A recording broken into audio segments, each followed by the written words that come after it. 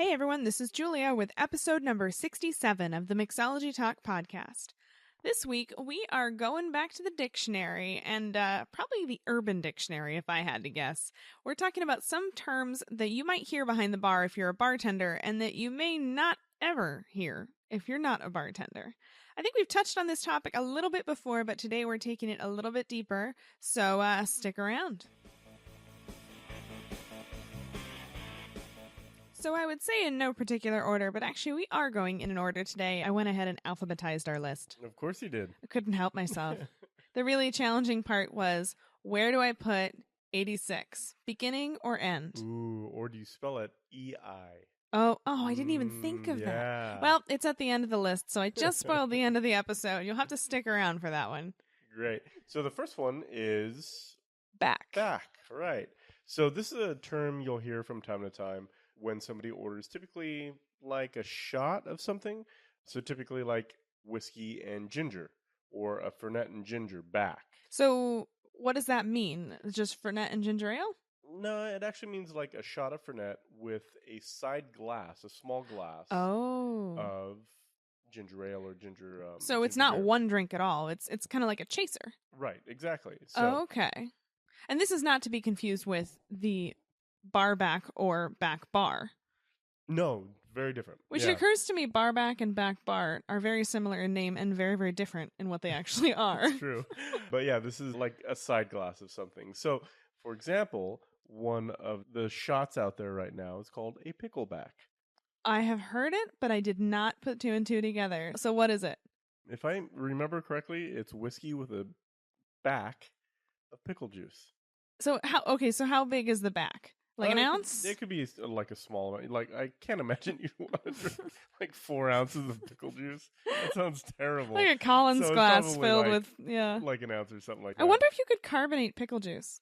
Oh, that sounds terrible. It sounds awful. Well, if you have, definitely let us know.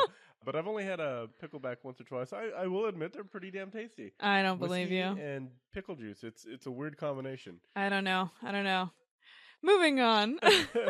So yeah, back is a small side glass. You could also have a beer back. Okay, so whiskey and beer back. So what is the exact sentence you would say to order that? Chaser, I guess, would be another way of saying it. Right. So a whiskey with a beer chase or a whiskey. Beer back. So whiskey with a beer back. Mm-hmm. All right. Yeah. I have never heard that before. There you go. I know. I learned something new, and we're only like 2 minutes in. I know. Wow. It's going to be a big day, folks. Prepare yourself. This is going to be a good one. So the next one I am familiar with, and that is build. Yeah, and there's actually 2 ways you could use that word, build. Yeah, you have to be a bit careful with it, don't you? Right. So the way I've typically used it is a built cocktail, like a Negroni, which you build in a glass over ice. And then... Or building a cocktail, which you could kind of use interchangeably with making a cocktail. Right, exactly. It kind of means just the process of making a cocktail, but the two are not the same. Right. So a built cocktail is a very particular thing where you're building a cocktail over ice and you're not... In a glass. Straining it. It's the final serving glass. So imagine a rocks glass with a big, ice in it, and you're pouring the liquid in, you're doing a quick stir, and you're handing that glass that you built cocktail I'm confused to the guests. So got it. Okay, so you said a Negroni is a good example, right? Exactly. Are there any like more? A Manhattan on the rocks. You could build. Okay, so that's you could even order a cocktail saying that like I'd like a Manhattan built, or on ice, and it could go a little lot dicey of different ways. Yeah, right. Exactly. But just be aware that building a cocktail could mean pretty much just making a cocktail, however you do it. But a built cocktail is a pretty specific definition. Right, exactly. I think that's the key thing to take away here. And a built cocktail doesn't use a mixing glass, doesn't use a shaker. It's actually created or built in the glass itself. Exactly. I think I just made that more confusing. I don't know if I'm more or less confused now. But there is definitely confusion to be had. There is confusion. So the next one is a buyback.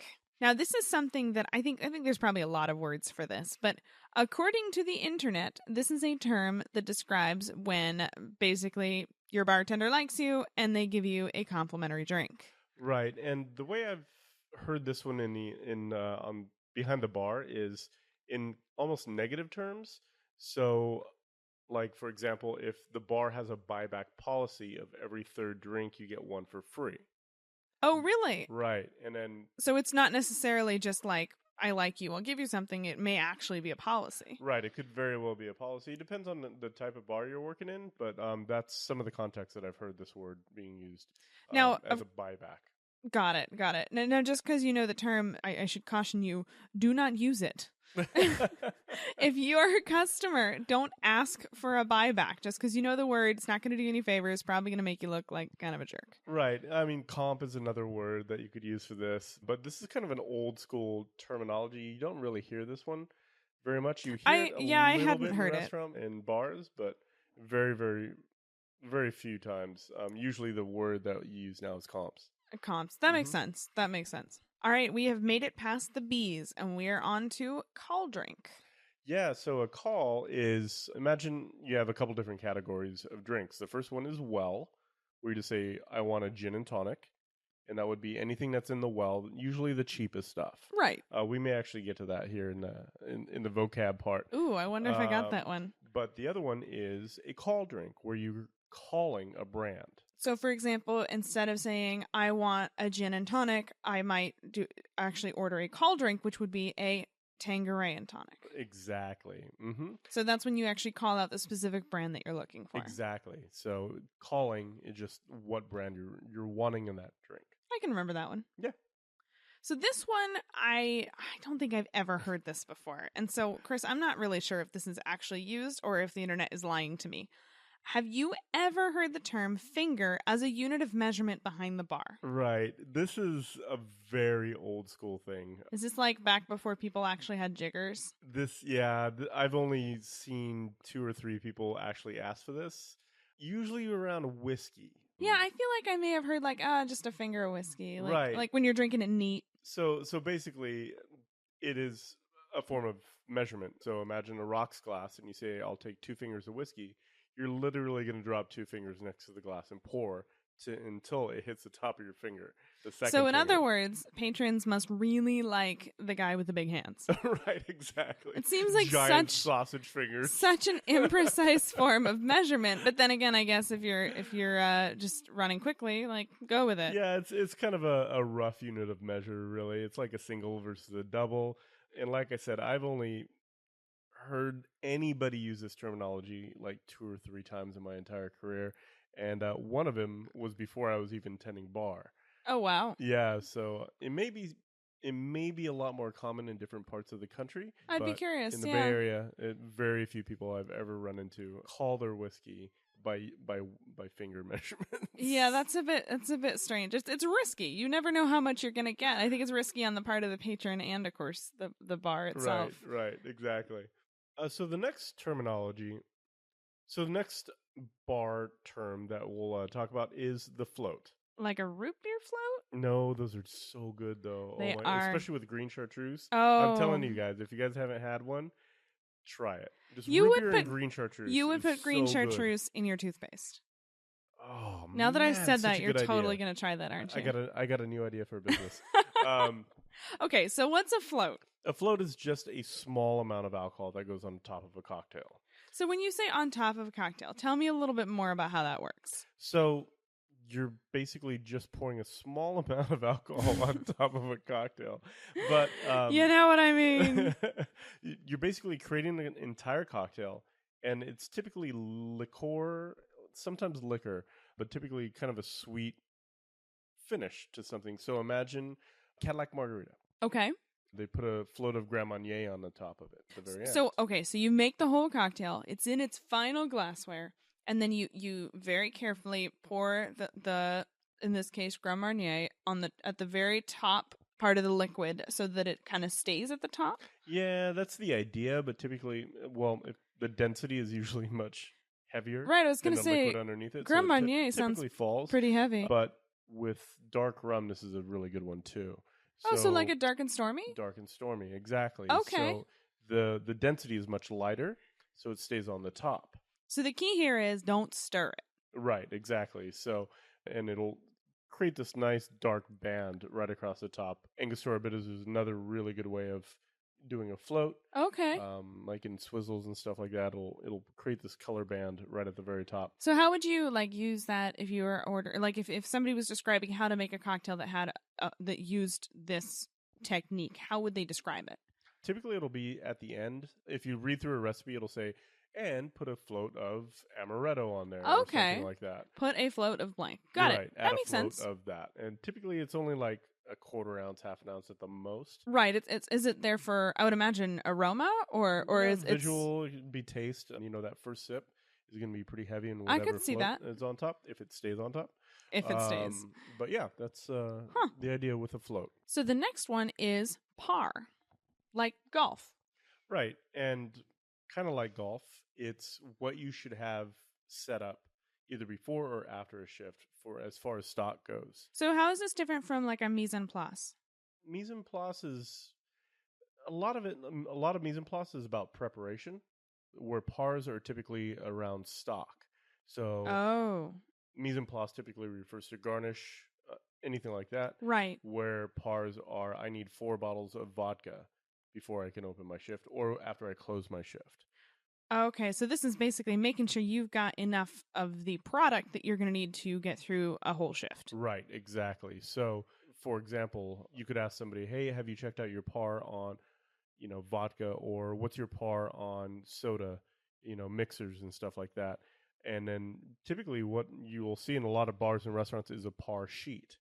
So it'll be like basically a really condensed inventory sheet with a specific number, and you have to add, if you have 2 bottles of vodka, I keep using that as an example, but your par sheet says 4, you would say, okay, from the inventory, wherever you're holding your inventory, next time you go back there, pull out 2 bottles and bring them up. Okay, so par is not necessarily how much inventory you have in the back. No. It's actually at the physical bar, like on the back bar, like in your well, like close by.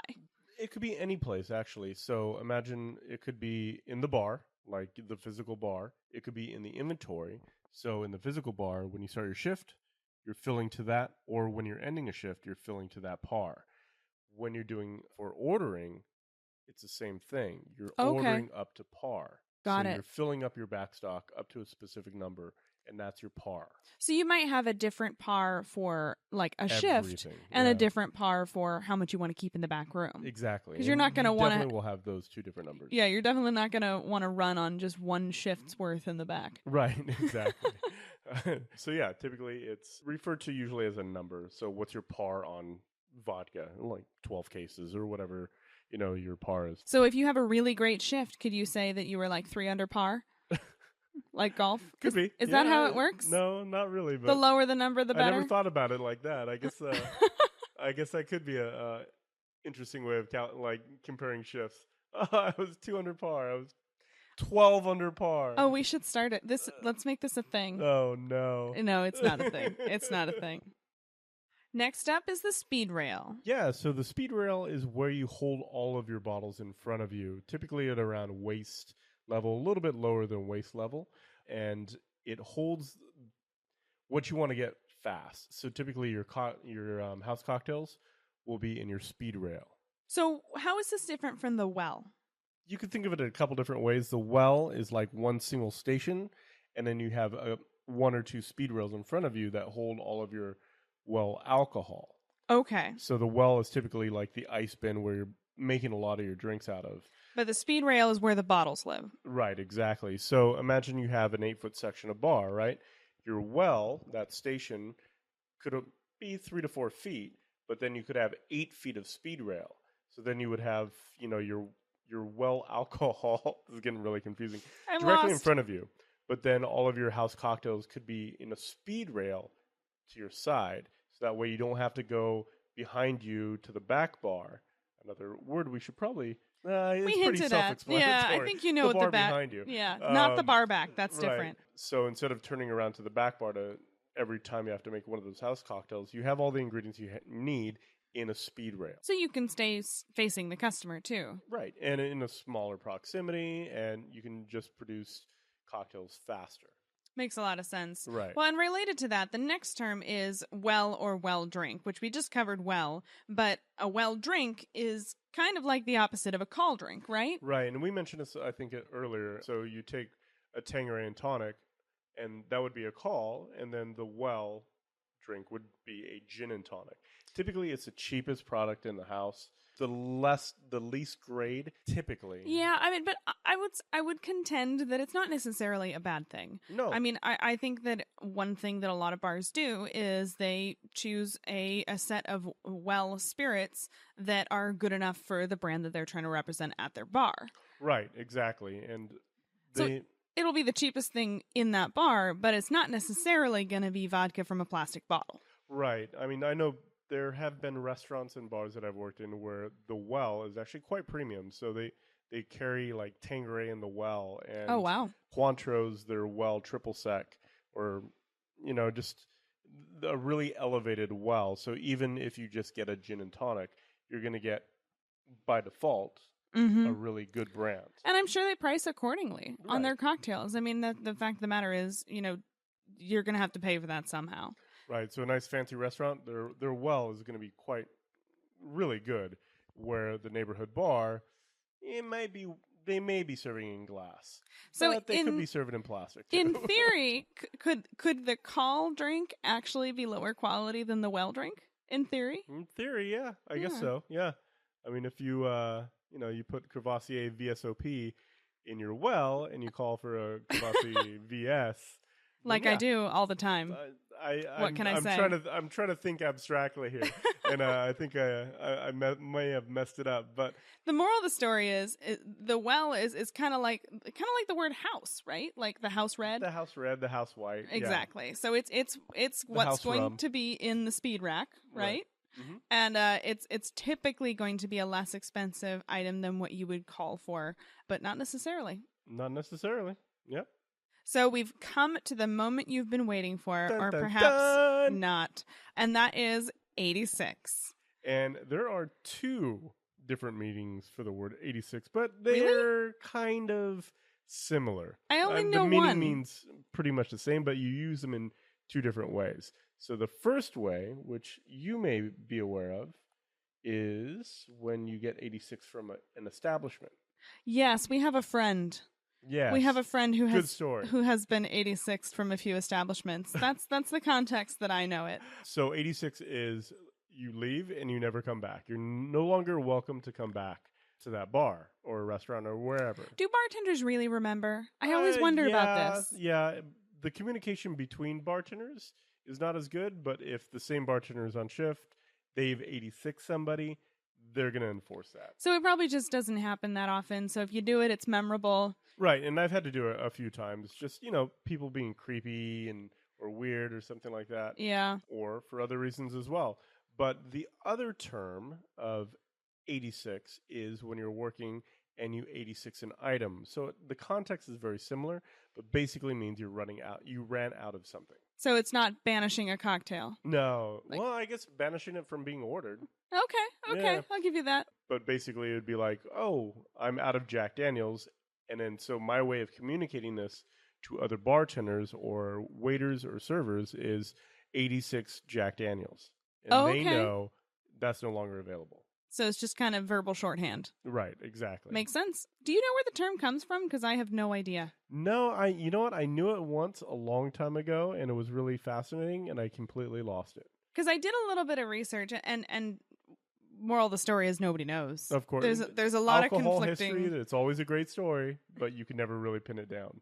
Something about the number of bullets that French soldiers were issued. Something about a bar that's located at 86 Bedford Avenue in New York City. I don't know. I don't really buy any of these stories, but I think it's pretty universal what 86 means culturally nowadays. And if you have a good story about what 86 means, definitely let us know. I'm sure, like I said, I've known it. I've heard a couple different stories here and there, but we'd definitely love to hear other stories. Let us know in the comments. Mixologytalk.com/67, I think. And if you have any stories of your own about 86, I would love to hear those too. There's got to be some good ones out there. So that wraps up our list, but let me know what we have forgotten over at mixologytalk.com/67. And if you do have any crazy 86 stories, I would love to hear those too. So we'll see you in a couple weeks. Cheers. Never miss an episode by subscribing in iTunes or YouTube. And as always, check out the show notes by clicking on the right.